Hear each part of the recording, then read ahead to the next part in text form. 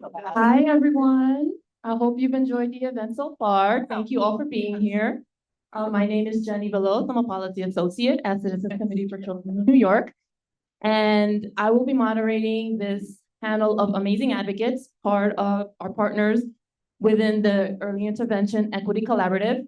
And we are going to talk a little bit about the foundation of their work, how they're working in their communities, the unique approaches that they're taking. So before we start, I just want each panelist to just introduce yourselves, who you are, your organization, and your role. So we'll start. Thank you. I am Margaret Simone. I am representing Children's Aid. I am the VP of the Early Childhood Division.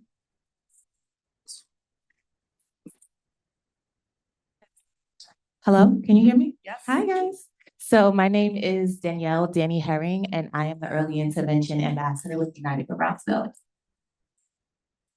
Good morning. My name is Vanessa Vargas Illich. I am the Early Childhood Collective Impact Manager for the Staten Island Alliance for North Shore Children and Families, representing also the Early Childhood Professional Development Institute with the research from ICUNY. Have one here. Hi, I'm Amanda Estevez. I'm a pediatrician with New York Presbyterian Columbia. I'm the pediatric clinical lead of our maternal and childhood integrated mental health partnership. And I oversee EI navigation for our clinical teams and work closely with our UMIC colleagues. Hi, good morning, everyone. Thank you so much for all coming out and supporting this work. My name is Sejal Kathari. I'm a pediatrician and I'm the program director of Upper Manhattan Early Childhood Connect in partnership with Literacy and Community and New York Presbyterian Hospital. Thank you. Thank you, everyone. So let's just dive right in. Let's start with the questions. Danny, the first question is for you. So early in the event, the audience learned more about the United for Brownsville ambassador model. So as the EI ambassador for UB, can you speak to what you view as the key elements of the blueprint for that ambassador model? Thank you for asking that question. First, I want to give a little bit of insight. I worked in District 75 and in specialized schools implementing, IEPs and services for children. Then I became a mom of a baby that had to go through the process of early intervention. And then I walked into this amazing space at United for Brownsville and became an advocate and the ambassador for early intervention.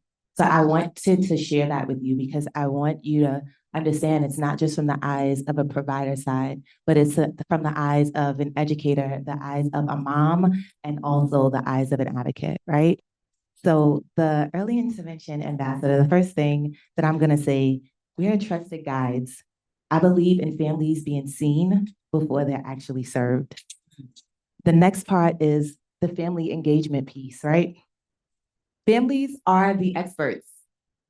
I call them the CEOs when it comes to their kids, right? Because at the end of the day, as much skill and education we may have, only a family can point us into the direction to where we start, right? This means the goal, and I want to break this down because I want to make it real, right? The goal is not to speak for families, but to help them speak for themselves. What does that look like? Centering families' voices, asking questions instead of making assumptions, helping families identify their strengths, empowering families to participate in decisions. Then we're going into building relationships. How do we build relationships? This is a part of educating them and helping them navigate the system. Many families, whether we believe it or know it or not, don't know what early intervention is. They don't even know the language of early intervention. And can I ask you, we've been doing a lot of summer events and early intervention, when you ask families, what's early intervention? They're like, oh, when your child is diagnosed or they have autism. But that's not the truth, right? So we need to define what early intervention is, how referrals actually work, what evaluations look like. It brings an ease over you when you understand something and now you're able to be a participant of it, right? And also knowing their rights in the process. As an ambassador, we translate complex systems into everyday language so they can understand. We become a guide through unfamiliar territory. Advocacy. As an ambassador, we identify barriers. And I know a lot of times people hear barriers and they just think about the essentials, but I want to give you some ideas of what barriers can look like, and we help remove them. acknowledging their beliefs, addressing misinformation, then replacing it with the truth. You know what that looks like? What we talk a lot about called stigma. It's connected to beliefs. Who believes what my mother told me, my grandmother told me, my neighbor told me? The word of mouth. Who believes that first before they just believe someone they don't know or a stranger, right? It's their belief system. And sometimes those experiences are real. And I'm saying this and taking my time here, y'all, because I want y'all to understand. I tell people all the time, if my son woke up and said, Mommy, there's a monster under the bed, I'm not going to say, that does not exist. Go back to bed. I'm going to say, let me show you what this looks like. Let me show you there's no monster under the bed. And now let me turn on the light to give you something to help you feel comfortable while walking through the process of there is no monster, right? So that's what we do. We address it. We replace the misinformation, and then we replace it with the truth. That's challenging inequities, elevating families' concerns, bringing family experiences to decision makers. Advocacy happens at both the individual level and the systems level. Relationship-centered practice. Services are important, but relationships is what moves families forward. Walking alongside them, following up, checking in consistently, being present during difficult moments. Many families remember how they were treated long after they forget the paperwork, just like us, okay? Cultural responsiveness. Families come with differences, cultures, languages, experiences, beliefs, histories with systems. Ambassadors honor those differences rather than expecting families to fit into our system. This requires humility, curiosity, respect, awareness of biases, not just theirs, but also our own. Community connection. Families also need more than just the EI service when they come to me. An ambassador connects families to schools, health services, food resources, housing supports, parent groups, community organizations. We do. The child, their children, don't exist separate from the family, and the family does not exist separate from the community. System changes. The ambassador role is not only about serving families one at a time. The experience of families become data that can improve the system for future families. I save these two for last because I think they're the best. Emotional support. Many families arrive to us carrying fear, guilt, grief, confusion, isolation. An ambassador helps normalize the journey. And that opens the door to hope. Perhaps the most important element for me. Families often, during vulnerable moments, when they are unsure, they don't know what comes next. So an ambassador changes fear to understanding, isolation to connection, confusion to confidence, and concern to action. And that is what I coined as the heart of intervening early. And that's the foundation. No, thank you so much, Danny. Thank you so much for that, Danny, because I feel that just kind of like that, you're laying the foundational groundwork for our discussion on this panel. So just like the next question, as I previously mentioned, all of you are part of our Early Intervention Equity Collaborative. UB's model was an inspiration for that approach, but you each have approached this work differently with specific needs of your communities in mind. I'd like us to dig into what makes your models unique but connected. So I'm going to start with Vanessa. Can you speak to how understanding the data and the role of an ambassador shifted your perspective on how to support families with young children? Yes, thank you so much for answering this question. And Danny, thank you so much for leading in the EI ambassador role and your passion and love for families in your community. When we were presented, Staten Island, first off, as we all know, is a very unique borough here in New York City. And we approach it in that very, very much so that unique way. And when we received the data showing the waterfall effect that was presented earlier by CCC, it started to tell a story at first that we were uncertain of, like we kind of knew, but we didn't really know the true impacts in that way. But we all know that some very much quantitative data doesn't always tell the full story. And it was really important for us as a collaborative, as Staten Island Alliance, to really go deep into our communities and get the stories directly from the families. Why, what was their journey looking like in the early intervention process? What was keeping them from getting to the services? Whether it was them or the process, right? And just understanding their journey was really important for us. Learning their challenges, learning their barriers, learning their community was really essential to how we approach the work.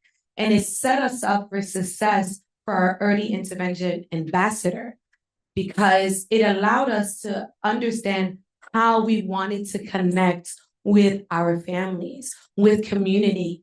And I'm not only talking, I want to also address it's not only families, but also community-based organizations. It was really important for us to know what they didn't know. So many community-based organizations that work very closely with families, with children at 0 to 3, 0 to 5, even age group, were really unaware of the EI process. What did that look like? What were the challenges these families were facing, or even how to support them, which is really essential in everyone's role, right? How we all can support each and every parent, every caregiver in the ways that we needed to. So when we were able to connect with families, receive their stories, understand, care, I think that is so essential. We need to care about their process. We need to care about the children and the families and some of the burden that's already sitting on them, right? So Danny spoke a little bit about how they come to us and there's so much already heavy on their minds, in their hearts, on their shoulders, and how can we ease some of that for them? And so really learning about what they didn't know, not only families, but also the community-based organizations that supported them. So this helped us think about what were the tools, additional tools that needed to be created to better support our communities. Again, not only our families, but also community-based organizations. So really thinking about even something so simple as knowing their rights. We are, as an EI ambassador, they're there to help elevate the voices of families so they can advocate better for themselves. But if they're not aware of the rights that they have in each phase of the process, it makes it a lot harder for them. And at sometimes what we've learned is that some families give up. And they're just like, I'll just wait till my child gets to kindergarten. And understanding it's now that they could get the support that they need to help set their child up for success when they reach kindergarten. So we did a lot of work. We've done work with our policy and advocacy working group, where we did a lot of research. Because if you weren't aware, no, their rights are everywhere. They're state level, city level, like there's just so much information, so much jargon. Families didn't understand, and they just didn't utilize it. So creating tools that help speak to the communities that we work closely with and being very thoughtful around making sure those tools were available to them in their language. And that was also something that was very, very important for us. And even in the process of hiring an EI ambassador, it was really important to us to hire someone that came from the community, understood the Staten Island, the North Shore Staten Island, who was also a mom, who went through the EI process herself. And I love her story because she personally went through EI herself, and then her child, and now she's an advocate for other families across Staten Island. And that's a beautiful way of showing how much power a parent has in their journey and how they can influence and support other families in their communities. So it's really important for us to be thoughtful, to be caring, to be considerate, and definitely have the heart to support, but even more important, to give space for families to utilize their voice in their language, first off, utilize the voice in their language and accommodate so they can be better advocates for their children. No, thank you, Vanessa. That's so important, knowing, making sure that the family, that the communities are centered in this work. So my next question is for our panelists down the line, Amanda and Sejal, as clinicians, you bring a different perspective to this work. How does that perspective guide you in helping families who may feel intimidated by the EDI early care process? I'll get us started. So the pediatric resident, I often had children that would come into my practice, into my clinic, and I had a concern for their development. And I felt that my role as a pediatrician, or what I could do for the patient, was to fax a paper referral form to early intervention. Thankfully, we moved past that day, but it wasn't that long ago, right? And send it and educate them. And then they'd come back to me and they would say, I don't know what's going on. I never got a phone call. I'm not sure where I am in the process. And I would say, well, I'll send another paper fax because I don't know what else to do. So I'm going to fill out the paper again and fax it and be in this cycle. And so we sought to kind of understand what was happening. And in my mind at the moment, if I could just understand what's happening on the other end, if I knew the data, then we'd be able to fix the problem, right? And so that's where we started, kind of similar to the other trajectories that united us. And what we learned in our data, which is not dissimilar, right? About a third of our families were either declining or not answering those phone calls in the first part of the process and not making it through. A third were making it through and ineligible, and then a third got their services, right? And that's where the work to address each of those gaps in different places came to be. And I want to just say that while data is powerful, it's also limited. How are we defining successes and who are we including in that data and not?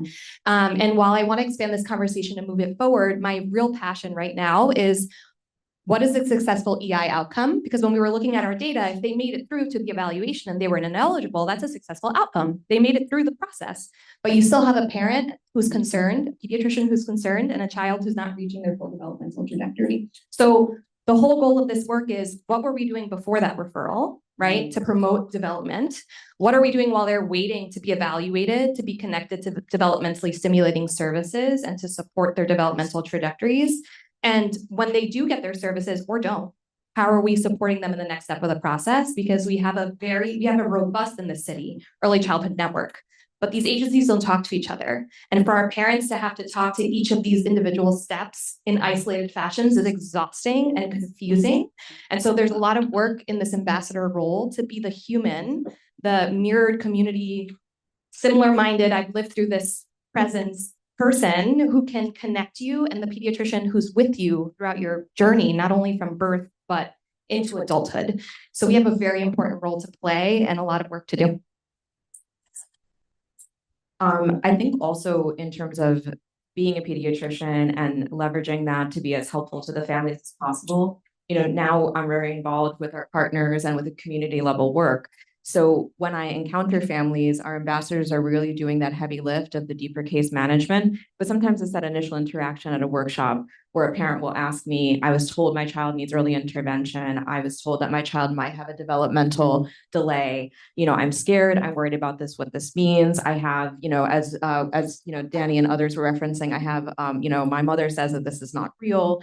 I really just start with, let's have a conversation. Acknowledge that their fears are completely valid, and also reframing the language. We know that there's nothing inherently wrong with special education, but by saying that your child is special in that way, a lot of parents think there's something wrong with my child. So what I found to be successful, and obviously everybody's approach is a little different, but by saying that we're just here to help your child get what they need to do their best. Every child is special. Every child is unique. So we're just giving your child the tools in the toolbox, which of course you want as their caregiver and as their parent. And sometimes, it obviously takes more than one conversation, but it also helps them to see that you're there as a team member. You're not judging their child. You're not saying that your child is not up to snuff. It's that, hey, why don't we get your child every possible advantage as early as possible? And that segues to the building blocks of development, which I know Amanda also relates very heavily to, and letting them know that, as early as possible for any services, for any support is what really matters. I share digestible facts that 80% of brain development is complete by age 3, 90% by age 5. And then I stop there because that's a clean and clear fact that's easy to process. And you can actually see some parents literally go, oh, and then it's like, yeah, that's why we say start as early as possible. And then, kind of rounding up to just acknowledge that no, the system is complicated. I don't try to falsely reassure them that this is not hard, this is not complicated. It really is complicated. We have wonderful early childhood ambassadors who are here to work with you. We can go through the paperwork, we can take it step by step. And that it is going to take time. You are going to get frustrated, but just remember that you have a village that is working with you. So I think those pieces really help. And then I can also lean back on where I came from, which was the New York City Department of Health. So I always, have a lot of respect for the governmental agencies, the challenges and the successes. I worked as a school pediatrician for 6 years with vulnerable populations, kindergarten through 8th grade.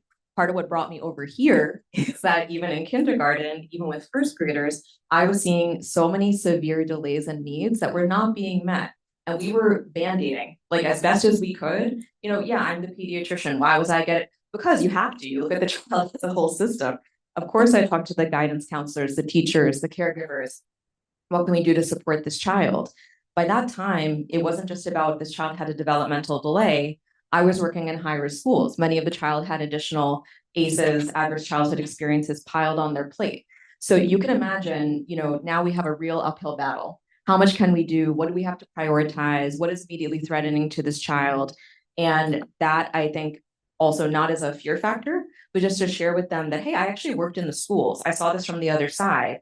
You're actually doing everything in your child's best interest now to get them ahead, to get them kindergarten ready, like we talk about. And that even a kindergartner who is not having their needs met is going to be far behind. So that also helps just drive the point home. No, thank you. Thank you for that. And last but certainly not least, Margot, I have a two-part question for you. Sure. I think I have much to say. Said it all over here. Well, let's see. I'm sure you have plenty to say. So here's the two-part question. How has Children's Aid grounded its work in the needs of young children?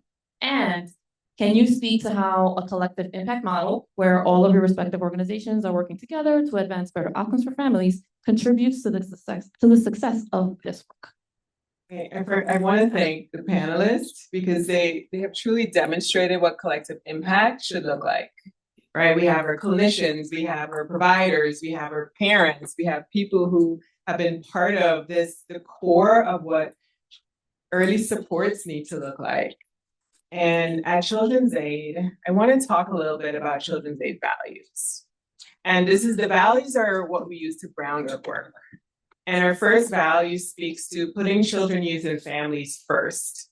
And when we think about putting families first, and you all talked a lot about this, it's building a relationship, it's partnering with families, right? Danny talked about a family being the CEO of their own child's life and working in partnership with us. This is how they can navigate systems that often feel so disconnected to them or just so overwhelming for them. Another one of our values is that we're powered by collaboration, and that's what brought us to this EI Collaborative. And we took a look from within to identify who are the people that are currently in our space doing this work with families that can actually move this work forward. I have one of my EI ambassadors here, Kelsey Jensen, and Kelsey is the home-based education coordinator. So she coordinates everything for home-based programming. Because at Children's Aid, we have such comprehensive services that begin from the time a parent is expecting to the time a child is ready to go into kindergarten. And I'm sure there are other organizations here who can say the same. So having Kelsey and my education coach, Anna Costa, be partners in this work together because they're already living the work with families, the home-based programming. They're already living the work with families who are in our center-based classrooms. They've built these strong relationships with families. When we think about being powered by collaboration, we want to also identify both the internal and the external supports that are available to us. What's really great about Children's Aid is that we have this comprehensive ecosystem that can really support a child and a family from the onset of expectancy. And some of the work we're doing now to ensure that families have access to this continuum of services and it's a seamless access to services is looking at our own internal infrastructure and identifying the investments that we need to make to develop that infrastructure. I have here with me today one of our operations analysts from our operations performance management division. And part of V's work is to identify what referrals and services look like and identify where are those services and supports sitting internally, where are they sitting externally, and how can we design this one coordinated system of services so families have easy access. Another one of our values is striving for excellence. And we had our agency heads up here a little while ago talking about the investment in workforce. And we truly believe that it's important to invest in our workforce. We recognize that since the pandemic, we have a higher prevalence of children coming into our spaces with additional needs. And we have a workforce that was not prepared for that. But the beauty about the work that we do is the work doesn't just start with the staff in the classrooms, it starts with our family advocates. And I have a family advocate representing here. She surprised me today from PS8, Maria Vera. And Maria's been with Children's Aid for over 25 years, supporting families coming into our home-based and our center-based programming. So when we think about investing in the workforce, we want to make sure that our family advocates have that family development credential so they know how to develop strong relationships with families. We invest in our staff in our classrooms so that we can identify the moment when we need to invest in a licensed behavioral specialist to come in and model best practices and appropriate strategies working with children. And you talked a lot about having passion for families. And it's one of our values. And it's really important that at every level, we demonstrate compassion. Our staff are coming from many different walks of life, right? And it's important for us to understand their capacity to do this work and invest in their capacity to do the work. And another part of that investment speaks to, the supports we receive from Robin Hood as one of our funders. And I just want to say thank you. And because of that investment, we're able to provide coaching through our partners with Bank Street. We're able to provide mental health consultation through our partners with Yale University, all funded by our Robin Hood partners. And our families are coming from many different walks of life, and we have to invest in them as well. And I can say at Children's Aid that we've created this generational pipeline where Maria might have started with us as a student in home base and now ends up as a family advocate. And this is true across all 9 of our sites where we're located in Staten Island, Washington Heights, Manhattan, Harlem, and the Bronx. That is amazing. See, you have plenty to say. And I think all of your responses and answers really kind of dovetails into our next question because we know that this work is rooted in community. So this is for all the panelists. If you could just briefly, excuse me, back up a little bit. So the needs of families and communities are constantly evolving, whether due to changing demographics, new services becoming available, or external pressures from the federal government. Can you briefly discuss how your approach and work evolved with the changing needs of the families that you serve?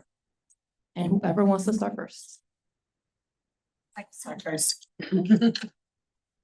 So.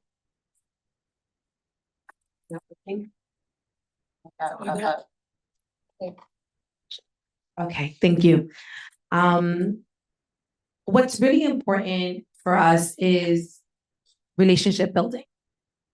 Because it's in our relationships with our community, and I talked about it earlier with families and community-based organizations, that really helps us understand what are the changing pieces within the community and how we need to pivot at times how we approach the work.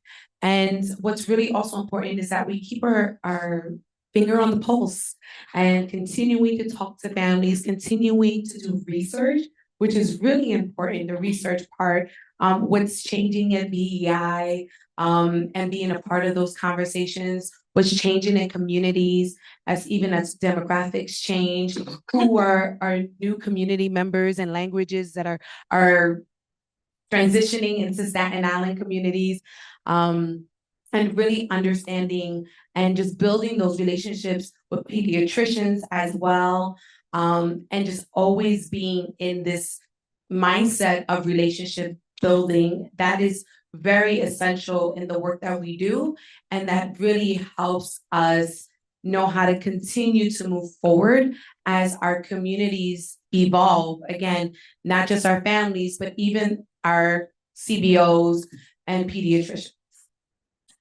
I can go next. I think it's just keeping your finger on the pulse of what families are experiencing, continuing to listen to them and how things evolve and change, because as policies change, as workflows change, it's our families that feel it first. And so an example I'll give is with the discussion we had before with workforce shortages, with changes with the hub, families are now limited to how many evaluations they can get per year, correct? And so while we want to be in spaces to promote families to seek evaluations as early as possible, we also know that if they seek it too early and they're not delayed enough, they're not going to be eligible and they can't be evaluated again for another year, which is a very long time for a child.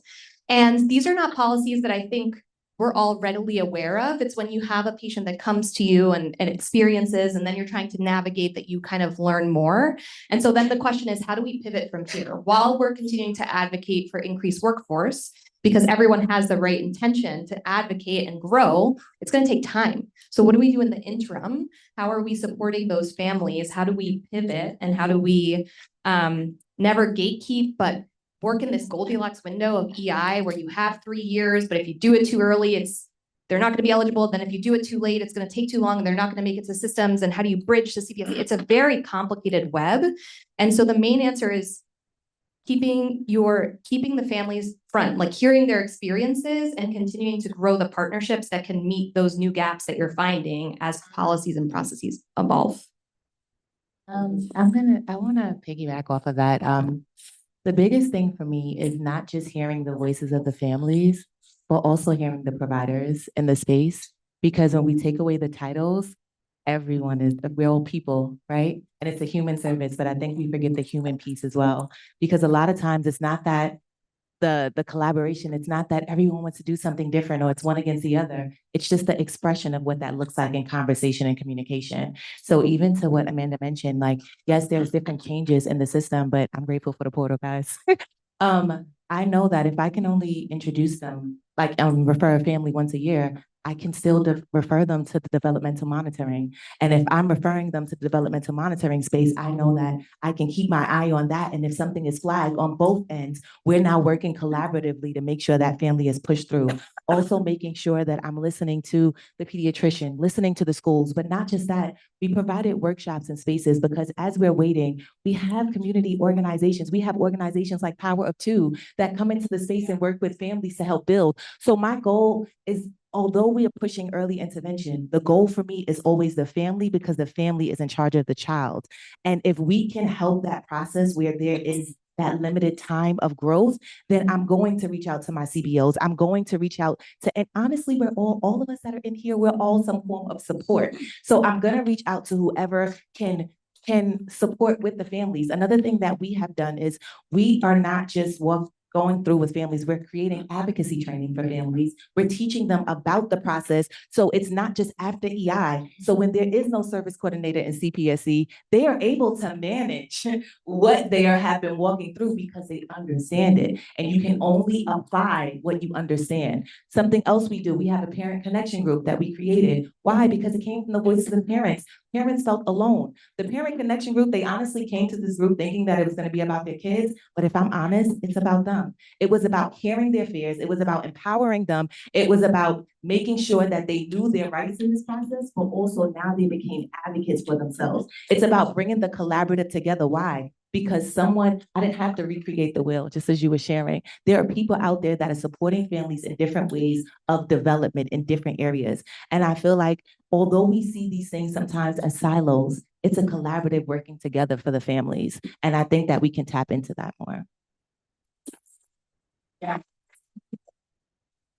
think that my colleagues here already elucidated a lot of the points so well. I think that the only thing I would add is that we lean in, like Danny was saying, to our collaborative, to our partners, and just to share some real life examples. The question very tactfully mentions external pressures from the federal government. We all know what has been going on in the past year. So like everyone here said, early intervention is not operating in some kind of bubble. If you're trying to help parents with the early intervention process and they're scared to leave their home or approach anyone or talk to anyone or give you their information, you're not going to move forward on early intervention. And because you need to meet the family where they're at.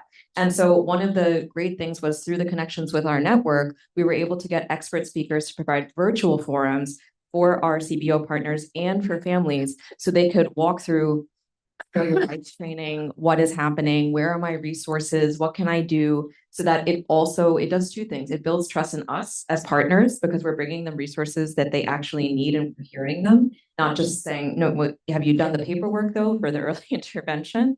And so that was, a key example that, families found helpful and helped them view us as a safe space to be able to move forward in the early childhood processes that we were trying to promote. And then also in terms of just, maybe not at that level of that intensity, but also just, expanding our own knowledge. BEI has been BEI has been helpful, very helpful in, responding to our requests for additional training. We had an additional training on the EI portal. We were able to ask questions. We were able to say, this is where we're getting stuck. So I would imagine families are getting stuck as well. And, they've been very open, very responsive. So we've been able to really partner with them and learn and move forward. And so I think really just having that piece that, saying, hey, like Danny said, we're all human, we're all in this together. I'm struggling with this, can you help me with this? What can I help you with from our end? And then just working to improve the ecosystem from that level. And then also, Vanessa said, staying informed. There's a lot of great resources out there. We formed a relationship recently with the Daycare Council of New York. The 2K expansion is obviously not happening in isolation with the eye. Those systems are very much going to communicate and feed each other. She has been keeping us on the pulse of her meetings with New York Public Schools. And we also signed up for the 2K email alert. That's a thing through the Child Care Hub. And now you can get updates delivered to your inbox. So it's really just a matter of also looking at how can I realistically stay informed and not try to become the expert myself through Google and chat, but also to say, there's already an expert. Maybe I can find out the updates from them in an efficient way and share it back with the network.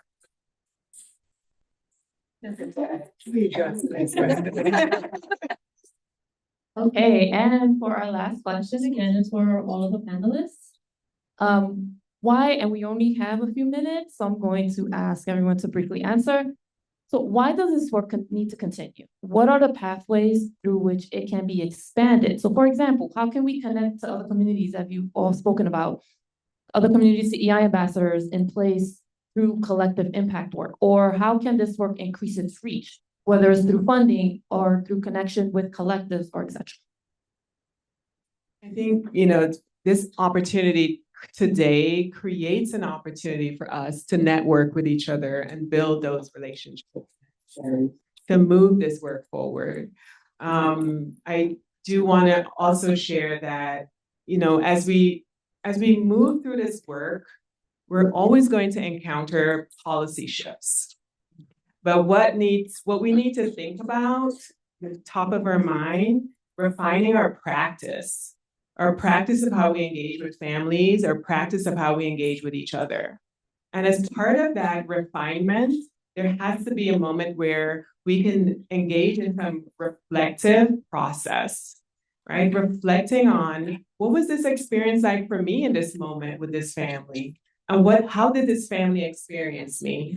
I think the work can't stop. It has to continue moving forward, right? We have to think about the infrastructure that needs to be in place to support the workforce, to support the families, to support the children, to create opportunities for everyone to have access in an equitable way to every resource and service that they deserve.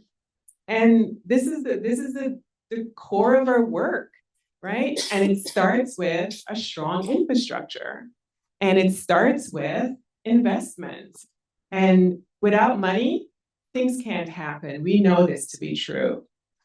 And without a motivation and a drive to be part of something that's truly transformative, we can do this. So the work has to continue. It's no need for me to repeat the things that you shared. I'm just gonna. I definitely see that, but in all honesty, they say sometimes when you want to see where the future can go, you look back, and I'm looking now to see what it has already done, right? And how it has been shared and how it has been spread through different communities, and to see that it actually works, right? So I do agree with everything, with the funding, with the collaborative, but also I do agree about the practices, the foundational things. One thing that I've learned is with so many different things changing, right? A tree can fall because of the seasons and the weather, right? But the roots are still there. And we have to make sure as we are growing in this space, the foundational practices do still exist. So those are things that we can even start practicing now amongst us, the way we communicate, the way, and not just with families, with ourselves. It's an everyday practice, honestly, that we happen to just bring to our jobs. That's what it looks like. So. Thank you. So how do we continue? I always say this, and I've said this in so many of our own personal meetings, that we are all EI ambassadors in our own way. And yes, it takes investment. Yes, it takes foundation in our practices. It also takes us to stand up and be that bridge sometimes to bridge those gaps that are needed. And so being aware of the tools that each of our collaboratives provide is really important. So if you don't know the Staten Island Alliance for North Shore Children and Families, but you do work on Staten Island, get to know the Staten Island Alliance, get to know our Staten Island Early Intervention Ambassador, get to know the tools and the opportunities to connect you to the resources that can help bridge the gaps with those families that you work with in these communities. Get to know the information. It is so essential. It is so important. And I know it's a lot of information, right? But as Cedro has shared, if there are tools that are already available, knowledge is power. And we should be sharing the knowledge. We should be sharing the information. And how do we centralize it? We have a resource hub that centralizes all the resources very specific to Staten Island, where families don't feel like they have to take the ferry to come to get services or take the bridge to Brooklyn, that there are resources available to them in their own communities. And that is something that is important that families aren't aware of. Some CBOs aren't aware of it either. So how we continue to strengthen, because it's just strengthening as well. We know this practice works. That's why we're here. That's why we're sharing what we're sharing today, because there's evidence. It's evident and there's evidence.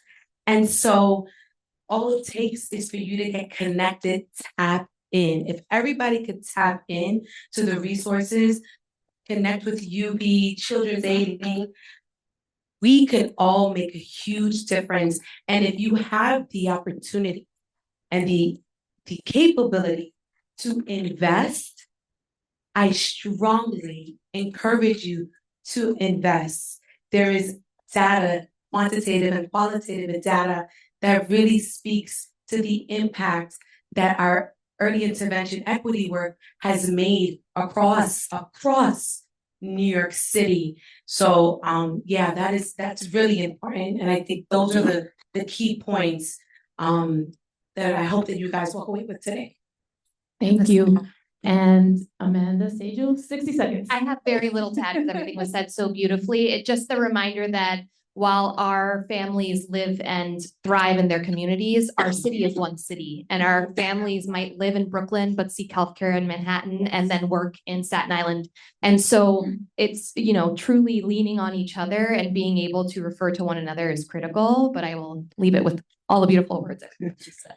Yes, all the good things and everything everyone said, and leaning into this ecosystem concept, we hear that word a lot right now. There's a lot of energy, as we know from the new mayoral administration around this, but also looking at the pillar organizations, if you will. We look at all of our CBOs, and then also the pillar departments, like the Department of Health, New York Public Schools, this Equity Collaborative, and all of the different agencies, so that, you know, someone earlier in one of the panels mentioned that this work needs to really be embedded. So just step by step, we're really standardizing that, talking about early childhood, talking about healthy development, talking about the resources to bolster that, just becomes something, like Amanda said, is part of our city, part of the work that we do together. Thank you. And please, a round of applause to our amazing panel.